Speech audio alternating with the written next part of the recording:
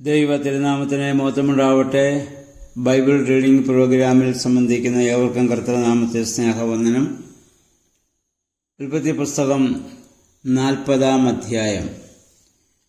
39-ാം അധ്യായത്തിൽ പൊത്തിഫേറിൻ്റെ ഭവനത്തിൽ വെച്ച് പൊത്തിഫേറിൻ്റെ ഭാര്യയുടെ പാപം ചെയ്യാനുള്ള ആ പ്രേരണയെ അതിജീവിച്ചവനായ ജോസഫ് കാരാഗൃഹത്തിൽ അടയ്ക്കപ്പെടുന്നു. പാപം ചെയ്യാൻ അവസരമുണ്ടെങ്കിലും ചെയ്യാത്തവനാണ് നീതിമാനെന്ന് നമ്മൾ കണ്ടു. ആ ജോസഫിൻ്റെ കൂടെ ദൈവമുണ്ടായിരുന്നു. അതുകൊണ്ട് ആ കാരാഗൃഹ പ്രമാണി അവനെ മറ്റ് തടവുകാരുടെ മേലധികാരിയാക്കി ദൈവം അവിടെ ജോസഫിനെ കരുതുന്നത് നമുക്ക് കാണാൻ സാധിക്കുന്നു. ജോസഫിൻ്റെ ജീവിതവും നമ്മുടെ കർത്താവിൻ്റെ ജീവിതവുമായി ഏറെ താരതമ്യമുണ്ട്. 1-2 അധ്യായങ്ങൾക്ക് മുൻപ് നമ്മളിതൊന്ന് ചിന്തിച്ചതാണ്. എങ്കിലും 1-2 സാമ്യം അതിനുള്ള ഒരു താരതമ്യം കൂടി നമുക്ക് നോക്കാം. ജോസഫ് യേശു തൻ്റെ പിതാവിനാൽ ലോകത്തിലേക്ക് അയക്കപ്പെട്ടു. ജോസഫ് തൻ്റെ പിതാവിനാൽ സഹോദരന്മാരുടെ അടുത്തേക്ക് ക്ഷേമം അന്വേഷിച്ച് അയക്കപ്പെട്ട ആളാണ്. ജോസഫിനെ കാരണം കൂടാതെയാണ് സഹോദരന്മാർ ഇത് വെറുത്തത്. യേശുവിനെ സ്വന്തം സഹോദരന്മാർ അഥവാ തൻ്റെ സ്വന്തം ജനതയാണ് യേശുവിനെ വെറുത്തത്. ജോസഫ് സ്വന്തം സഹോദരങ്ങളാൽ വിൽക്കപ്പെട്ടു. നമ്മുടെ കർത്താവ് ഒരു സഹോദരനെ പോലെ സ്നേഹിച്ച ശിഷ്യനായിരുന്ന യൂദോസ്കറിയോത്ത യേശുവിനെ ഒറ്റുകൊടുത്തു. ജോസഫിനെ 20 വെള്ളിക്കാശിന് വിറ്റുവെങ്കിൽ നമ്മുടെ കർത്താവിനെ 30 വെള്ളിക്കാശിനാണ് യൂദാസ് ഒറ്റുകൊടുത്തത്.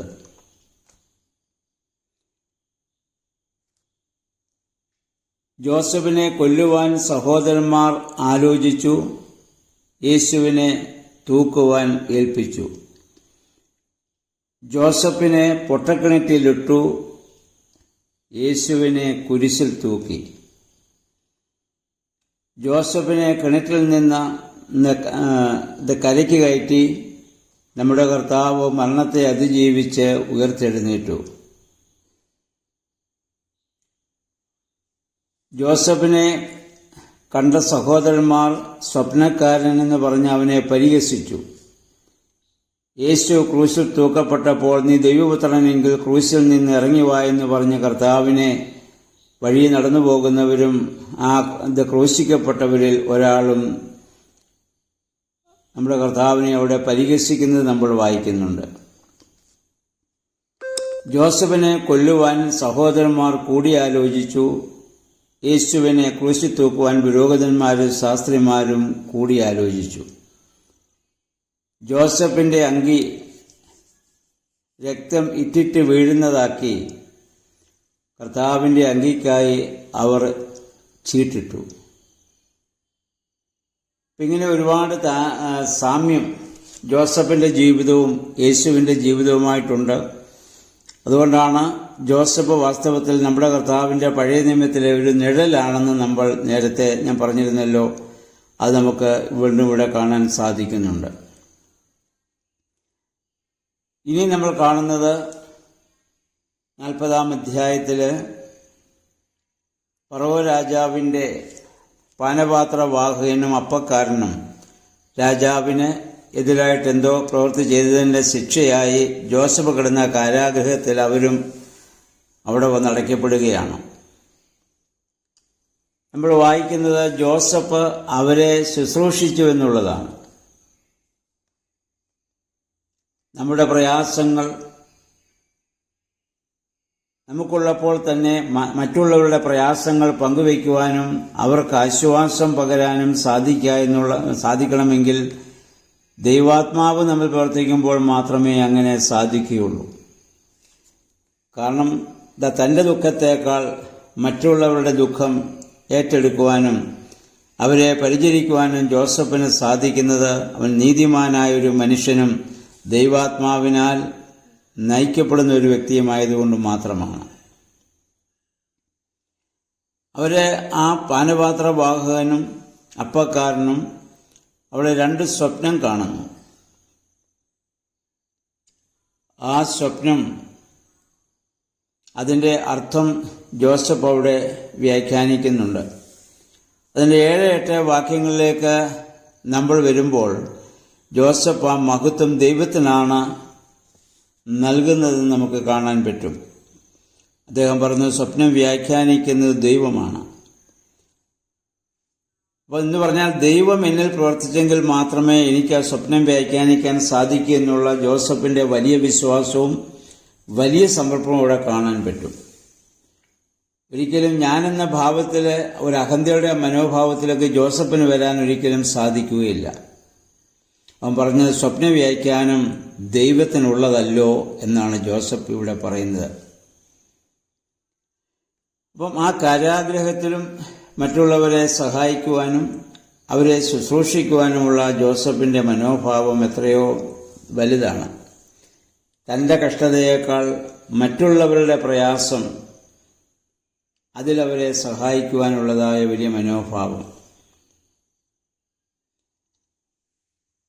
അവിടുന്ന് ആ സ്വപ്ന വ്യാഖ്യാനം അവർക്ക് നൽകുന്നു. ഒരാൾ കണ്ട സ്വപ്നം, ഒരു മുന്തിരിവള്ളി, അതിൽ 3 തണ്ടുകൾ, അതിൽ മുന്തിരിക്കുല, അത് പിഴിഞ്ഞ് ഫറവോ രാജാവിന് കൊടുക്കുന്നു. അവൻ വീണ്ടും ആ സ്ഥാനത്തേക്ക് ആനയിക്കപ്പെടുമെന്ന് ജോസഫോട് പറയുന്നു. മറ്റേ അപ്പക്കാരൻ്റെ തലയിൽ 3 വെളുത്ത അപ്പം, അത് പക്ഷികൾ കൊത്തിക്കൊണ്ടുപോയി. അവൻ വധിക്കപ്പെടുമെന്ന് ജോസഫ് പറഞ്ഞു. അപ്രകാരം തന്നെ അവിടെ സംഭവിക്കുകയാണ്. ദൈവം താൻ സ്നേഹിക്കുന്നവർക്കൊക്കെ തൻ്റേതായ വെളിപ്പെടുത്തലുകളെ ദൈവം മുന്നമേ നൽകും എന്നുള്ളത് ഇതിൽ നമുക്ക് മനസ്സിലാക്കുവാൻ നമുക്ക് സാധിക്കുന്നതാണ്. എന്നിട്ട് ജോസഫ് ആ പാനപാത്രവാഹകനോട് പറഞ്ഞു, നീ ഇവിടെ നിന്ന് രക്ഷപ്പെട്ടു പോകുമ്പോൾ നീ എന്നെ കൂടി ഓർക്കണം.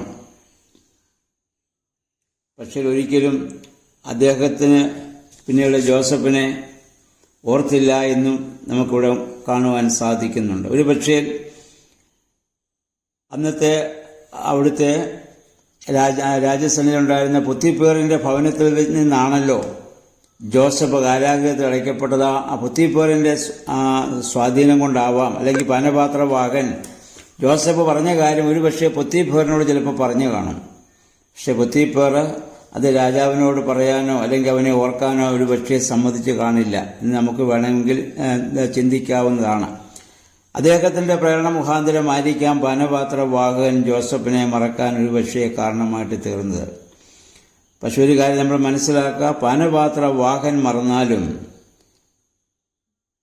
ദൈവം ജോസഫിനെ മറക്കില്ല. കാരണം ദൈവത്തിന് ജോസഫിനെ കൊണ്ടൊരു വലിയ ഉദ്ദേശമുണ്ട്. വീണ്ടും ഒരു 2 വർഷം കൂടി ജോസഫ് കാരാഗ്രഹത്തിൽ കിടക്കേണ്ട ഒരു സാഹചര്യം അവിടെ വരുന്നുണ്ട്. അപ്പോസ്തലനായ പൗലോസ്ലീഹ പറഞ്ഞു നമ്മൾ ഓർക്കുക, കഷ്ടത സഹിഷ്ണുതയും, സഹിഷ്ണുത സിദ്ധതയും, സിദ്ധത പ്രത്യാശയും ഉളവാക്കും. റോമർ 5:3 പൗലോസ്ലീഹ നമ്മെ ഓർമ്മപ്പെടുന്നു. കഷ്ടത സഹിഷ്ണുതയും, സഹിഷ്ണുത സിദ്ധതയും, സിദ്ധത പ്രത്യാശയും നമുക്ക് ഉളവാക്കുന്നതാണ് ഒരു വിശ്വാസിയെ സംബന്ധിച്ചിടത്തോളം. ജോസഫ് ഇവിടെ ഒരിക്കലും ഇത് നിരാശനല്ല.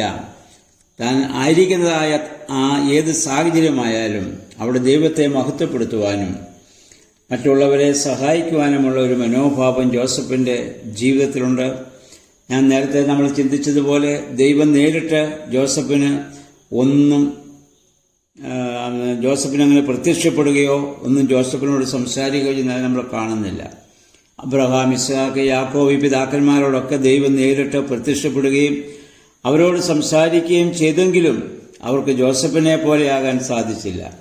എന്നാൽ അവരുടെ തലമുറയിൽ വന്ന ജോസഫിന് ഇതൊന്നുമില്ലെങ്കിലും ആ ദൈവാനുഭവത്തിലുള്ള അവന്റെ അചഞ്ചലമായ ആ വിശ്വാസവും അവന്റെ നീതിപൂർവമായ ജീവിതവും ദൈവം നേരിട്ട് വെളിപ്പെടുത്തി കൊടുക്കുന്നത് പോലെ തന്നെ, നേരിട്ട് പറയുന്നത് പോലെ തന്നെ ജോസഫിനെല്ലാം സ്വപ്നത്തിലൂടെ വരുവാനും അത് വ്യാഖ്യാനിക്കുവാനുമുള്ള കഴിവ് ദൈവം കൊടുക്കുകയാണ്. നമ്മൾ നേരത്തെ ചിന്തിച്ചതുപോലെ കാരാഗ്രഹത്തിലേക്ക് പോയ ജോസഫിന്റെ ജീവിതം അവസാനിച്ചുവെന്ന് കണ്ടുനിന്നവർ പറഞ്ഞിരുന്നെങ്കിൽ ഒന്ന് പക്ഷേ അന്ന് പറഞ്ഞിട്ടുണ്ടാവും. പക്ഷെ നമുക്കറിയാം ജോസഫിന്റെ യഥാർത്ഥ ജീവിതം ആരംഭിക്കുന്നത് ഈ അന്ധകാരത്തിന്റെ, കാരാഗ്രഹത്തിന്റെ, ദണ്ഡനത്തിന്റെ അവസ്ഥയിൽ നിന്നാണ്. അവൻ ഇനി ഒരു ഉയർത്തെഴുന്നേൽപ്പാണ് ജോസഫിന് സംഭവിക്കാൻ പോകുന്നത്. അപ്പോൾ നമുക്കും ദൈവം തരുന്നതായ ഓരോ അനുഭവങ്ങളും ദൈവത്തിന് പിന്നീട് നമ്മിൽ പ്രവർത്തിക്കാനുള്ള അവസരങ്ങളായി നമ്മളതിനെ കാണേണ്ടതാണ്. അതുകൊണ്ട് യാക്കോബ് ശ്ലീഹ പറഞ്ഞ് ഒരിക്കൽ കൂടി ഓർക്കുക,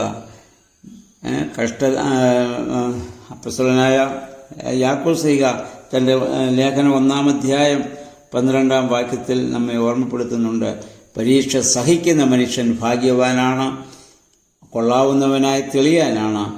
മൂന്നാമത് ദൈവം താൻ സ്നേഹിക്കുന്നവർക്ക് ഒരുക്കിയിട്ടുള്ള ജീവകിരീടം പ്രാപിക്കുവാനാണ്. അപ്പോൾ നമ്മുടെ ജീവിതത്തിലുണ്ടാകുന്ന ഓരോ പ്രതിസന്ധി ഘട്ടങ്ങളെയും ആ രീതിയിൽ കാണുവാനും അതനുസരിച്ച് ക്ഷമയോടും സഹനത്തോടും കൂടി അതിനെ സ്വീകരിക്കുവാനും നമുക്കിടയായി തീരണം. അപ്പോഴാണ് ദൈവത്തിൻ്റെ അനുഗ്രഹം നമുക്കുണ്ടാവുക. ജോസഫ് നമുക്ക് ജീവിതത്തിന് വലിയൊരു മാതൃകയാകട്ടെ. ഇന്നേ ദിവസം ഈ 40-ാം അധ്യായം വായിച്ച് ധ്യാനിക്കുവാൻ ദൈവം നമ്മെ സഹായിക്കട്ടെ. എല്ലാവർക്കും നല്ലൊരു ശുഭദിനം ആശംസിക്കുന്നു. ദൈവനാമം മാത്രം മഹത്വപ്പെടുവാൻ ഇടയാവട്ടെ.